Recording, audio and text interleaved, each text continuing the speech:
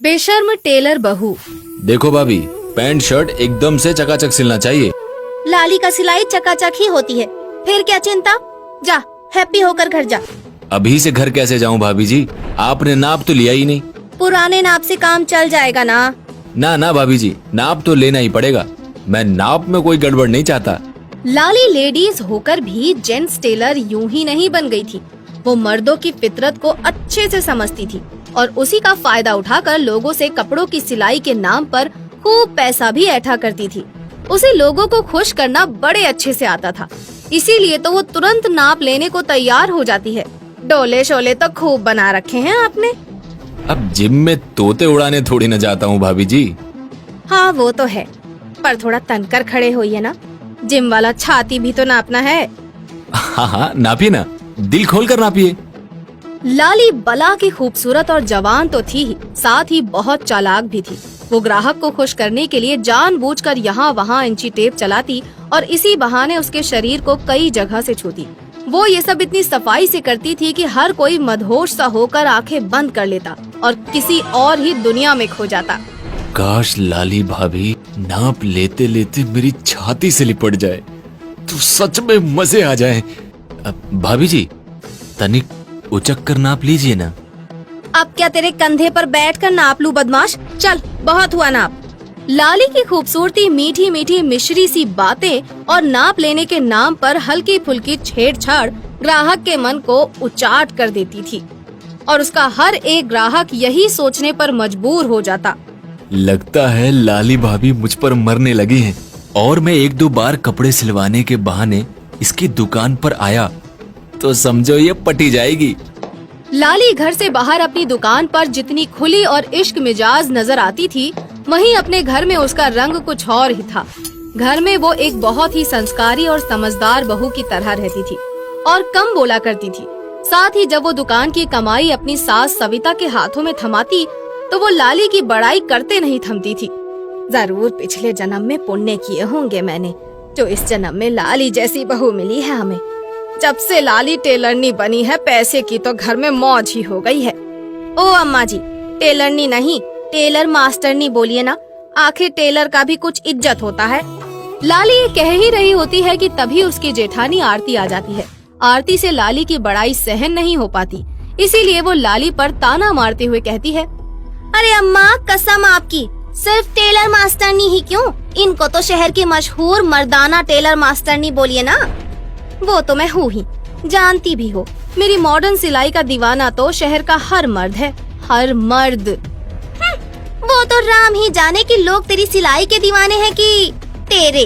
अम्मा कसम, लाली टेलर मास्टरनी, इतना घमंड अच्छा नहीं होता है। हाँ। आरती और लाली को इस तरह बहस करते देख सविता को अच्छा नहीं लगता। आरती लाली को नीचा दिखाने की कोशिश करने लगती है, इसीलिए सविता को उस पर बहुत गुस्सा आता है और वो आरती को डांटते हुए कहती है, आरती बहू, बंद करो ये ओछी बातें करना। लाली मेरी कमाऊ बहू है और मैं अपनी कमाऊ बहू के खिलाफ कुछ नहीं सुनना चाहती। कमाऊ बहू, पता नहीं वहाँ टेलर शॉप में कौन से गुल खिलाती है। ये कहकर गुस्से में भरी हुई आरती वहाँ से चली जाती है और फिर कुछ दिन बाद अकेले में बैठे बैठे सोचती है, अम्मा कसम, एक बार देखना तो पड़ेगा कि ई लाली इतना मशहूर टेलर मास्टरनी कैसे बन गई। ये सच में इतना मशहूर टेलरनी है या फिर कोई और ही झोल है। यही सोचकर एक दिन आरती लाली की दुकान पर पहुंच जाती है। वो खिड़की से दुकान में झांक कर देखती है तो हैरान रह जाती है। भाभी जी, आप नाप ले रही हैं या छुई मुई का खेल खेल रही हैं? यही तो है लाली का स्टाइल, जो एक बार नाप लेता है लाली को बार बार नाप देने के लिए बावला हुआ फिरता है। हाँ, वाह भाभी जी, ऐसा छेड़छाड़ वाला नाप लोगी तो समझो हम भी बावले हुए और बार बार नाप देने आएंगे। लाली नाप लेने के बहाने बार बार ग्राहक को छू रही थी और ग्राहक मदहोश शराबी सा डोले जा रहा था। ये देखकर आरती हैरान रह जाती है। अम्मा कसम, ये लाली तो बड़ी बेशर्म है। अब पता चला इसका मशहूर टेलर मास्टरनी होने का राज। बदमाश, नाप लेने के बहाने ग्राहकों को फंसाती है। घर में बहू संस्कारी और बाहर रंभा कुमारी। अब तो मैं इसको सबक सिखा कर ही रहूंगी। कहते हैं कि धोखे और फरेब का धंधा ज्यादा दिन नहीं चलता और बुराई के रास्ते पर चलकर भलाई कभी हो ही नहीं सकती। लाली के साथ भी कुछ ऐसा ही हुआ। एक दिन रज्जू टपोरी उसकी दुकान पर कपड़े सिलवाने आया और अपनी आदत से मजबूर लाली नाप लेते हुए उसके साथ भी वही करने लग जाती है जो वो अपने ग्राहकों को फंसाने के लिए करती थी। वाह जी वाह, तुम तो बड़े अलग अंदाज में ही नाप ले रही हो। मैं तो बोलूं कि तुम ये टेलर वेलर का काम छोड़ मसाज का काम शुरू कर दो। वो भी कर दूंगी और मुझसे कपड़े सिलवाने वालों को फ्री में मसाज दूंगी। हाँ। नाप लेने के दौरान रज्जू टपोरी की आंखें कई बार लाली से मिलती है और वो मुस्कुराकर उसे देखती है तो वो दिल खो बैठता है। मैं बोलूं, आइटम तो बड़ा सोना है, इस पर तो हाथ रखना ही पड़ेगा बे रज्जू टपोरी। यही सोचकर रज्जू टपोरी लाली के पीछे पड़ जाता है और कपड़े सिलवाने के बहाने आए दिन लाली की दुकान पर आने लगता है। अपने ग्राहक के इस पागलपन को देखकर लाली फूल ही नहीं समाती। लगता है आपको हमारे हाथ से सिले कपड़े बहुत ज्यादा पसंद आने लगे हैं। मुझे तो कपड़े से ज्यादा तुम्हारा नाप लेने का स्टाइल बहुत ही पसंद है। वाह वाह, जब भी नाप लेती हो मंत्र मुग्ध कर देती हो। ससुर मदहोशी छा जाती है और वो क्या कहते हैं कि मोम सा पिघलने का मन करता है। रज्जू टपोरी की बात सुनकर लाली कुछ लज्जा सी जाती है और बात को घुमाने की कोशिश करते हुए कहती है, आप भी बड़े मजाकिया हैं, पर हैं तो ग्राहक ही ना। खैर, अब मजाक करना छोड़िए और बताइए कि आप क्या लेंगे, चाय या ठंडा पानी? चाय पिलाकर काहे को गर्मी बढ़ाती हो हैं? अब तो ठंडा पानी पीकर ही कुछ राहत मिल सकती है लाली मास्टरनी। कुछ दिन ठीक ठाक से बीत जाते हैं और फिर एक रोज रज्जू टपोरी लाली की शॉप पर आ जाता है। सुन बे लाली मास्टरनी, तुम कहा अभी कभी मेरे साथ चलना पड़ेगा, बोल चलेगी ना? मैं कहीं नहीं जा सकती, मुझे मेरी दुकान भी तो देखनी है ना।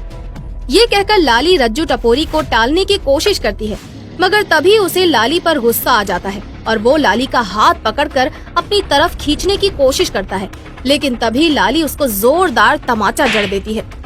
बदमाश, तेरी इतनी मजाल कि तू मुझे छुए? हाँ? नाप लेने के बहाने लोगों को छू कर उनका फायदा उठाने वाली बेशरम टेलर, आज मैं तेरी सारी शराफत निकाल देगा। ये कहकर रज्जू टपोरी और उसके साथी लाली को जबरन उठा लाते हैं। आज मैं तुमको नाप लेने वाला टेलर लाली मसाज पार्लर वाला लाली बना देगा। बहुत शौक है ना तुझे मर्दों के साथ छुआ छाई खेलने का? मैं तेरा ये शौक अभी पूरा कर देता हूँ। ये कहकर रज्जू टपोरी लाली की तरफ बढ़ता है और लाली चीखने लगती है, मुझे मत छूना बदमाश, बचाओ, कोई मुझे इस बदमाश से बचाओ। इससे पहले कि रज्जू टपोरी कुछ करता, आरती पुलिस लेकर आ जाती है और पुलिस को देखते ही रज्जू टपोरी और उसके साथी भाग खड़े होते हैं। लाली आरती से माफी मांगते हुए कहती है, दीदी मुझे माफ कर दो, मैं पैसा कमाने के लालच में रास्ते से भटक गई थी। पर अब तो ऐसा कभी नहीं करोगी ना? अब तो तू औरत की मान मर्यादा को समझ गई होगी। जी दीदी, मैं समझ गई हूँ, अब से मैं लाज शर्म से ही रहूंगी। ये सुनकर आरती बहुत खुश होती है और लाली को गले से लगा लेती है। इस तरह वो लाली को सबक सिखा।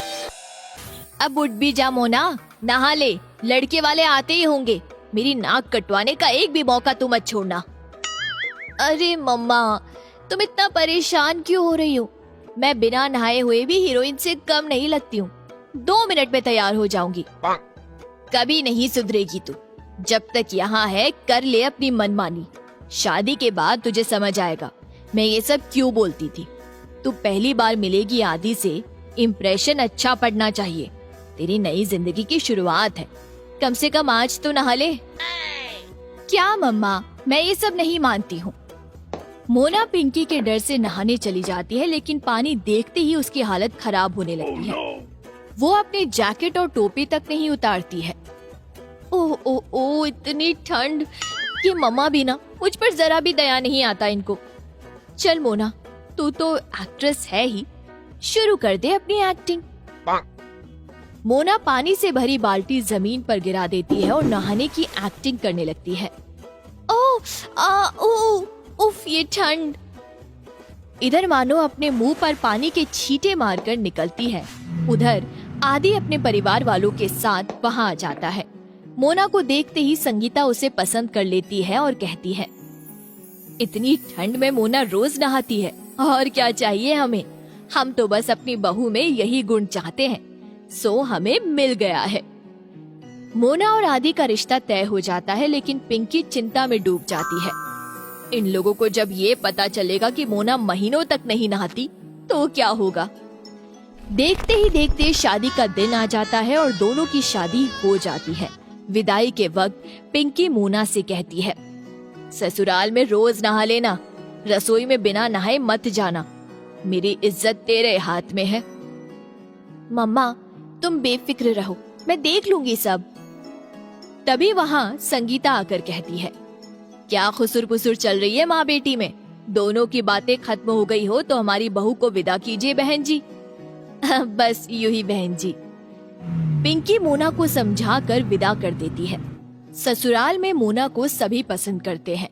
अगली सुबह संगीता मोना को 4 बजे उठा देती है और कहती है, बहू उठकर नहा लो, आज तुम्हारी पहली रसोई है। मोना आधी नींद में कहती है, इतनी ठंड में रोज रोज कौन नहाता है? 15 दिन पहले ही तो मैं नहाई थी, अब मैं नहीं नहाने वाली जब तक गर्मी नहीं आती है। संगीता मोना को हिलाते हुए कहती है, ये क्या कह रही हो तुम बहू? हड़क कर मोना उठती है और कहती है, अब वो नींद में थी इसलिए कुछ मुंह से निकल गया। मैं रोज नहाती हूँ मम्मी जी, अभी तुरंत मैं नहा कर आती हूँ। मोना अपने कपड़े लेकर नहाने जाती है। पानी देखते ही उसकी आत्मा शरीर से बाहर निकलने को तैयार हो जाती है। बहुत हिम्मत करके जैसे ही वो पानी को हाथ लगाती है, उसके दांत किटकिटाने लगते हैं। ओही माँ, मैं तो मर गई। नहीं बाबा नहीं, मुझसे नहाया नहीं जाएगा। यहाँ कौन सा मम्मा है जो बाहर कान लगाए खड़ी होगी? बिना नहाए निकल जाती हूँ। तैयार होकर मोना नाश्ता बनाती है। कई दिनों से ना नहाने के कारण उसे खुजली आने लगती है और ये सब संगीता देख लेती है।